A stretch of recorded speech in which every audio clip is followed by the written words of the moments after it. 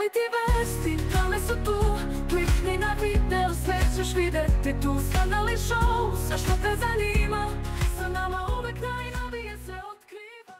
Pozdrav dragi pratioci. Pred početak 8. sezone realitija Elita, kontroverzni par Nikola Grujić-Gruja i Mima Šarac izazvali su pravi haos svojim dolaskom ispred Pinka. Ovaj par, čije su burne svađe i prevara uzdrmale region, sada su zvanično potvrdili svoj ulazak u reality. Saznajte sve o njihovim planovima i reakcijama javnosti. Sve oči su bile uprte u Nikolu Grujića-Gruju i Mimu Šarac kada su se pojavili ispred Pinka, čime su potvrdili svoje učešće u 8. sezoni realitija Elita. Njihovo pojavljivanje izazvalo je buru među prisutnim medijima, a spekulacije o njihovim budućim potezima su već počele. Podsjetimo, Gruja, pevač i nekadašnji učesnik Zvezda Granda, našao se u centru pažnje kada je u realitiju Zadruga prevario svoju suprugu sa Mimom Šarac.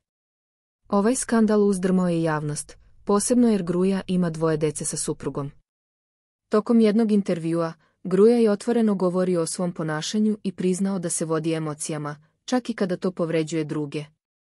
Sve što radim, radim da bih bio srećan. Vodim se emocijama i trenutnim osjećajem, izjavio je on, pokazujući koliko su mu sopstveni osjećaji važni. Nedavno su mediji objavili vest da je Gruja verio Mimu, što je dodatno podiglo prašinu.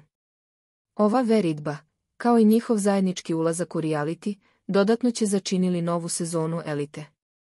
Šta vi mislite o ovom kontroverznom paru? Da li će njihova priča dominirati novom sezonom Elite? Zapratite naš kanal, lajkujte video i podelite svoje mišljenje u komentarima.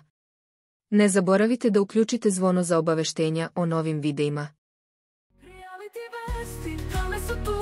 Klikni na video, sve ćeš vidjeti tu. Skandalni show, sve što te zanima.